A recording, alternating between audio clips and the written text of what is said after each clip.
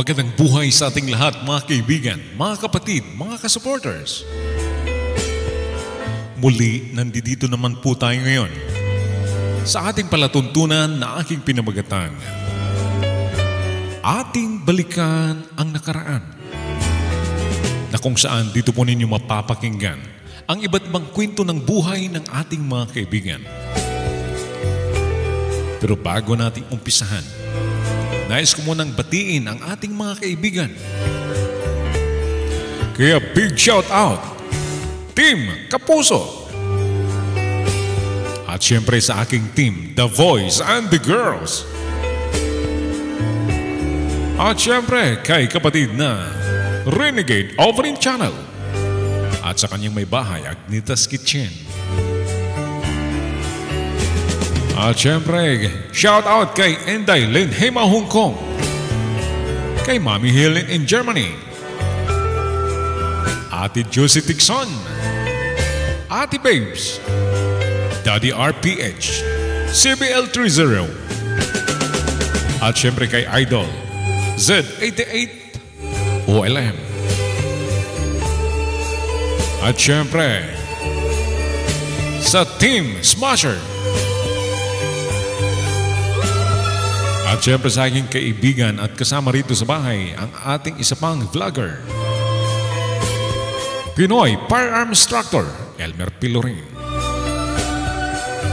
At syempre kay kapatid na MC White here. At sa ating pang isang kaibigan, bago nating kakilala, Food for the Soul by Simply Ray.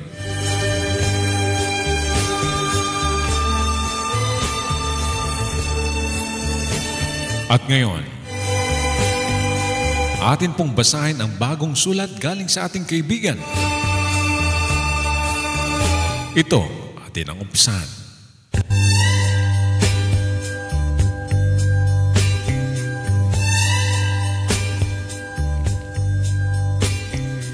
Dear Kuya Kalbo, tawagin mo na lamang ako sa pangalang Delia. Kuya, nais ko pong mag-share ng aking kwento ng buhay. Kwento ng pag-ibig.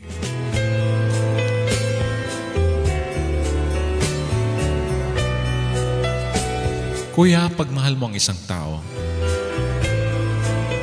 kailangan mong ibigay ang respeto, lalo na sa mahal niya sa buhay.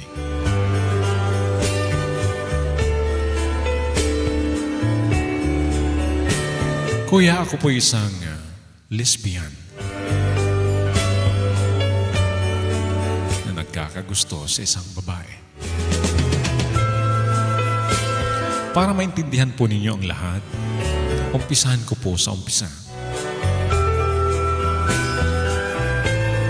Ako po noon ay nag-aral sa kolehiyo at second year college na po ako noon. At nakilala ko ang isang babae na nagpatibok sa aking puso. Naitago na lamang po natin sa pangalang Celine. Si Celine ay isang first year college noon. At sumali siya sa grupo na magaling sumayaw. At nagpa-practice sila noon, Kuya Kalbo. Dahil pinaghahanda nila ang programa sa school.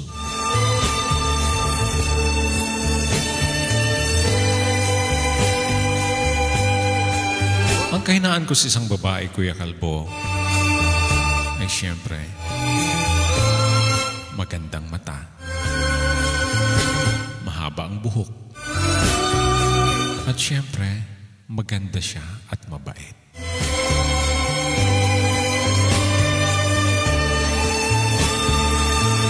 Si Celine noon ay nasa likuran ng kanilang formation sa pagsayaw.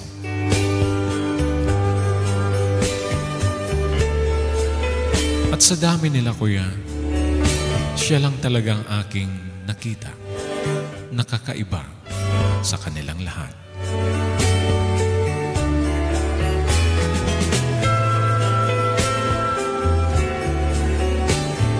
Kaya pinaliban ko muna ang mga ilang araw.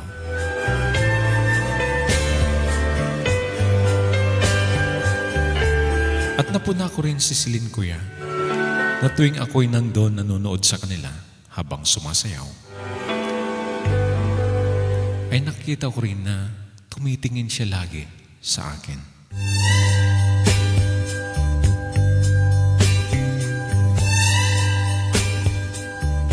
Sa totoo, nag-take advantage ako na baka gusto niya ako.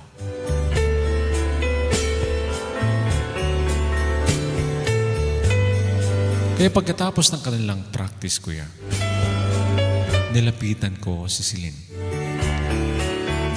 dahil gusto ko siyang makilala. At doon nagkausap kami.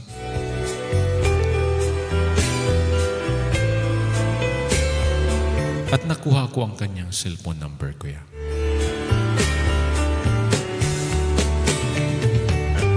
Simula noon, pagka-uwi namin ng bahay,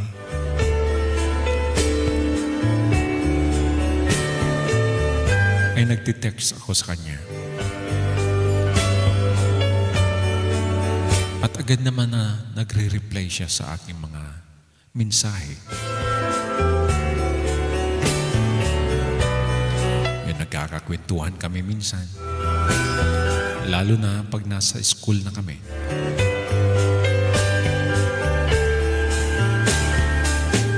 Masaya kami na magkasama lagi ni Celine. Hanggat niligawan ko siya.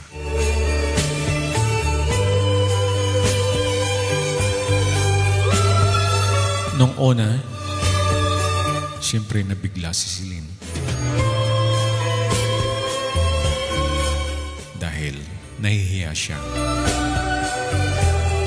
Ano na lang kaya ang sasabihin daw ng kanilang mga kaklase kung maging kami. Kaya mas maganda pa daw na magkaibigan lang daw muna kami.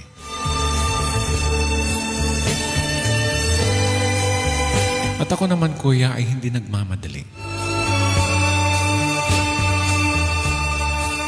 At tuloy-tuloy ang aking panliligaw kay Celine.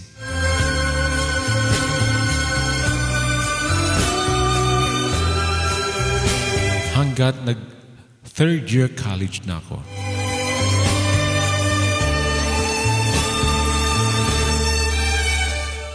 Sa tuloy-tuloy ko ng panliligaw kay Celine, sinagot ako.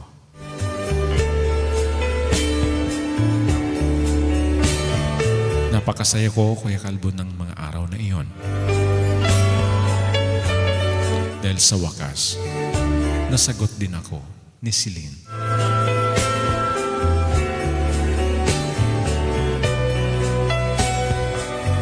Sa unang buwan ng aming relasyon, may nakapuna sa amin, kuya. Ang mga ka-schoolmate niya. At syempre ang aking mga kaklase. At hindi ko maiwasan na minsan umiiyak si Celine dahil kinukutya siya.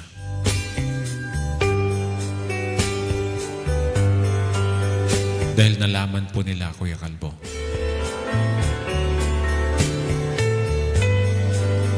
na mayroon kaming relasyong dalawa.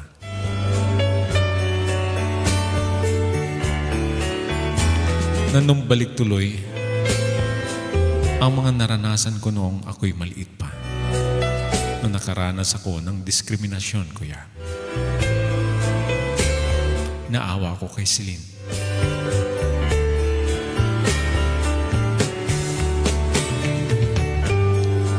Pero sa pag-uusap namin, ipinapaliwanag ko sa kanya na hayaan hinayaan ang mga taong nasa paligid. Ang mahalaga, nagmamahalan kaming dalawa.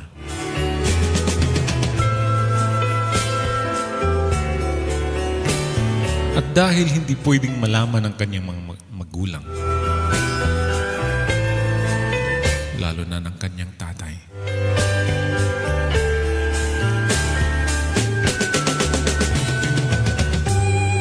kaya talagang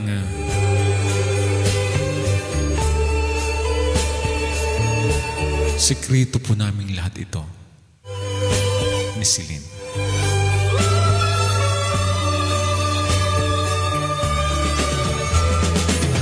Pero totoo po ang kasabihan, Kuya Kalbo, na wala pong usok na hindi na itatago.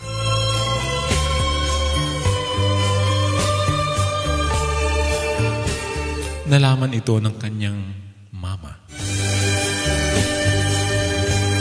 Dahil nakita ng kanyang mama ang scrapbook sa ilalim ng kanyang higaan.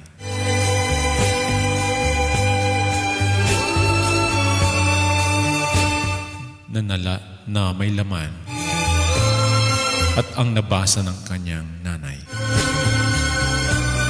ay mayroon kaming relasyong dalawa.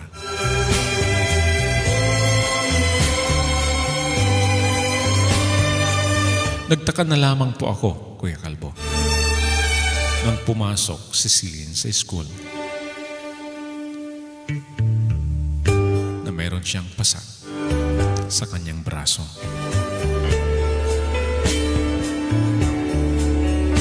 At nung tinanong ko si Celine, sinabi niya na napalo siya ng kanyang mama. Dahil nalaman na may relasyon kaming dalawa.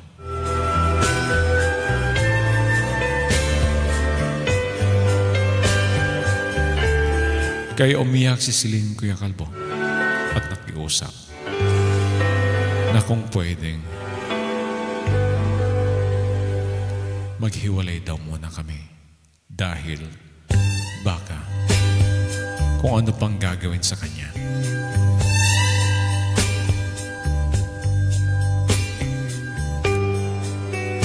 Para sa akin, Kuya Kalbo, ayaw kong pumayag. Dahil maliban sa napamahal ako sa kanya, mabait talaga si Celine, Kuya.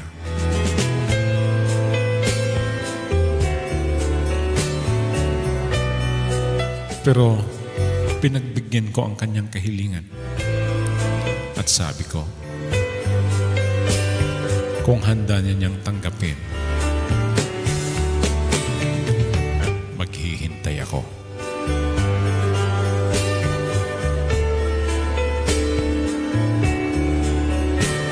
At pagkalipas ng isang buwan,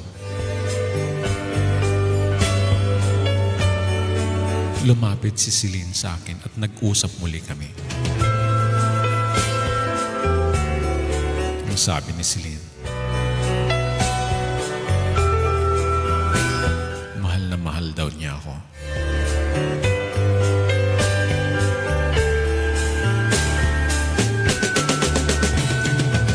Kaya nakiusap ako sa kanya kung pwedeng ituloy namin muli ang aming relasyon.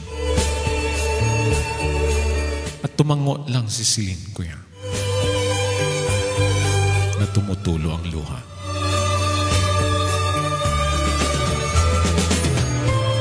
Kaya mula noon, doble ingat na kami ni Celine. At nakikita ng aming mga kaklase na parang walang nangyayari.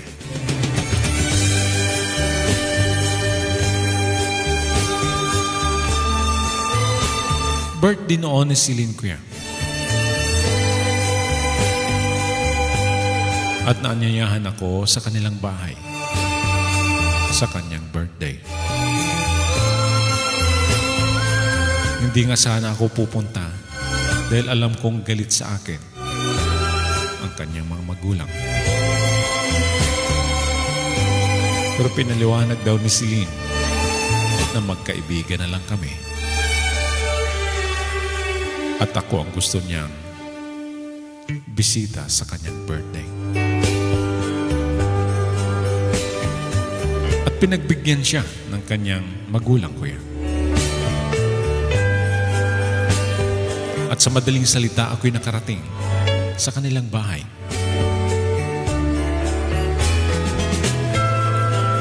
Pagdating ko doon, siyempre nakaramdam ako ng takot. Dahil baka saktan ako ng kanyang mga magulang.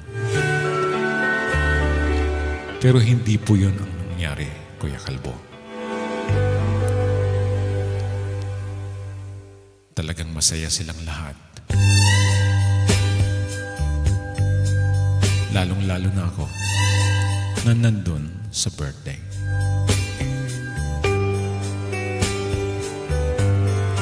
At pagkatapos ng kainan, nagpaalam ako sa kanila na ako'y uuwi na. At habang ako'y pauwi sa aming bahay, kuya, napakasaya ng aking pakiramdam na nakasama ko si Celine at ang kanyang mga magulang sa kanilang bahay.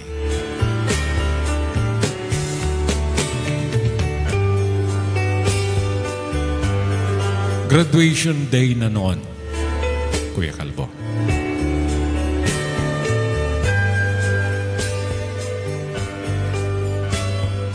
At isang araw,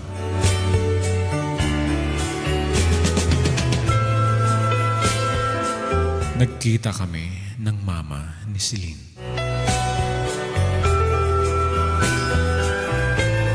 At kinausap ako kung pwede daw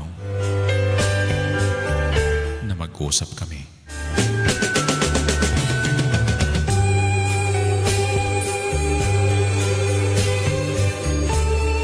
At doon na nga nag-usap kami, Kuya Kalbo.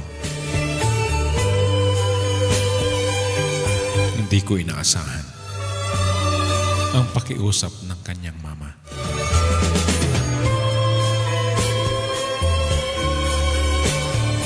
Nakikiusap daw siya kung pwedeng layuan ko si Celine. Dahil nakita daw nila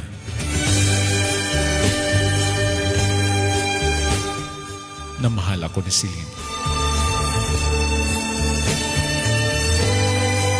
At wala daw silang balak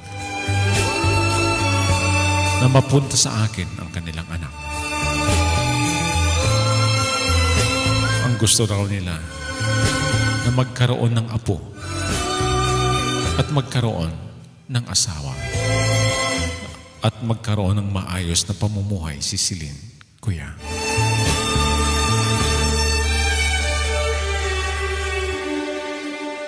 At ang pakiusap ng kanyang mama ay mula sa puso. Dahil habang nagsasalita ito, kuya, ay tumutulo ang kanyang mga luha.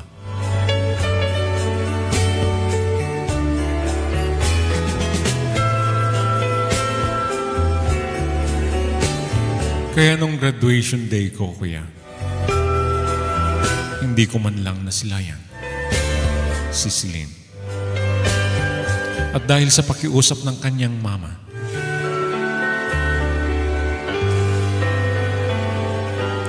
pumayag ako para lang maging masaya sila. Mahal ko sila. Dahil mahal ko si Celine. Kaya ako na lang ang nagparaya, kuya.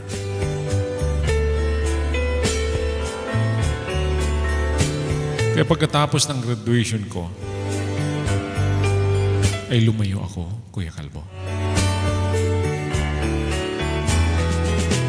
Pumunta ako sa aking tiyahin sa malayong lugar. At doon, naghanap ako ng trabaho.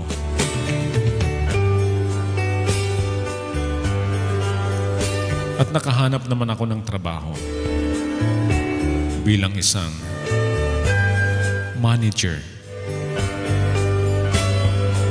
sa malaking tindahan sa lugar ng aking auntie.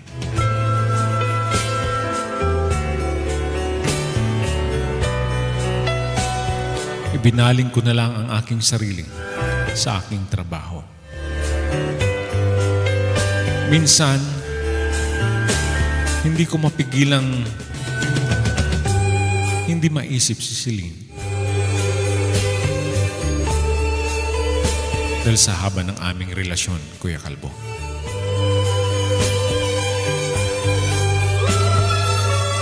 Dahil ipinangako ko rin sa kanyang mama na ako na lang ang lalayo at iiwas kay Celine.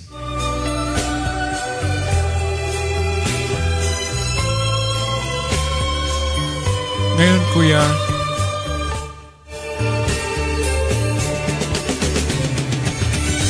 mayroon man akong minahal.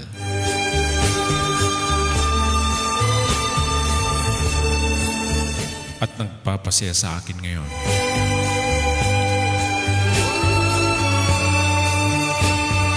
Pero hindi ko makalimutan ang naging relasyon ko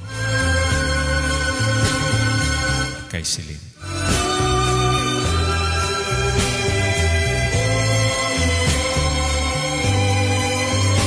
Kuya, maraming salamat po sa iyong palatuntunan na kung saan nakapagbigay ako at nakashare ako ng aking kwento.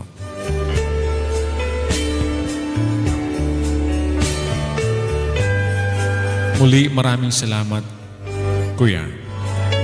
More power. Celine.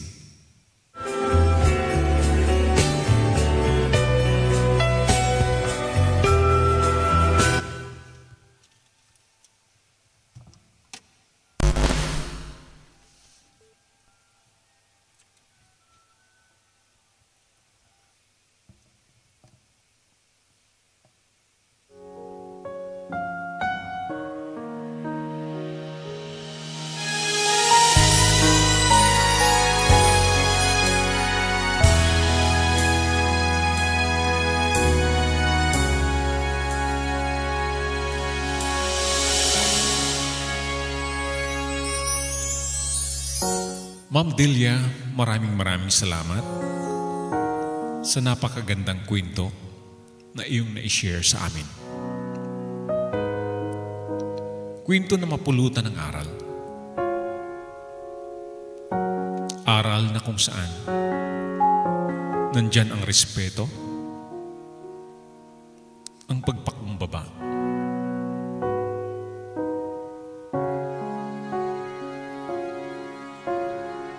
maraming salamat dahil hindi lahat ng katulad mo ay ganyan ang pag-iisip. Kaya kami saludo sa iyo. Tama ang ginawa mo.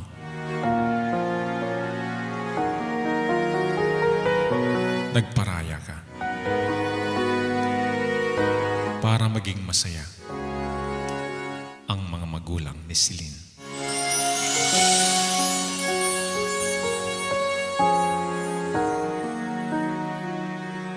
At sa iyong paglayo, nagkaroon ka ng magandang trabaho.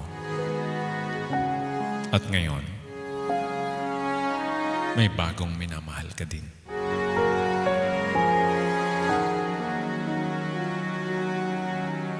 Sa katulad mo, marami talagang diskriminasyon.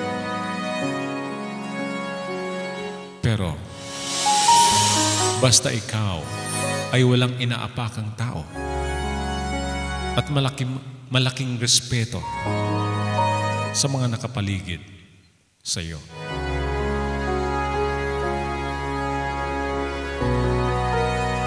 rerespetuin ka din nila. Kaya Ma'am Delia, maraming salamat sa napakaganda mong kwento. Maraming salamat sa pag-share mo sa amin. Mga kaibigan, inyo pong napakinggan ang sulat ni Ma'am Delia. Naway nagustuhan po ninyo ito.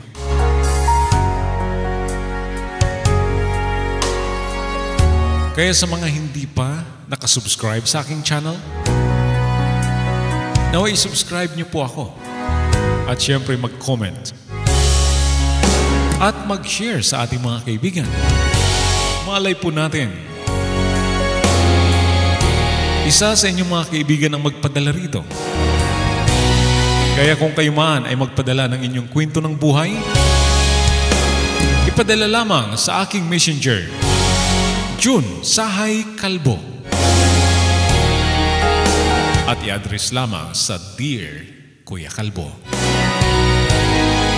At ating babasahin dito sa ating programa na aking pinamagatan, Ating Balikan ang Nakaraan.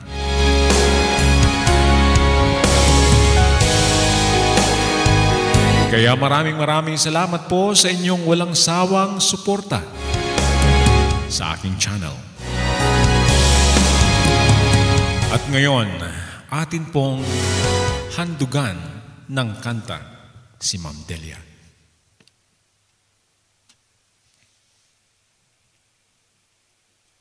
Ito sana inyong magustuhan. Ma'am Delia, kakantahan po kita. Sana magustuhan mo itong aking ihahandog sa iyo na kanta.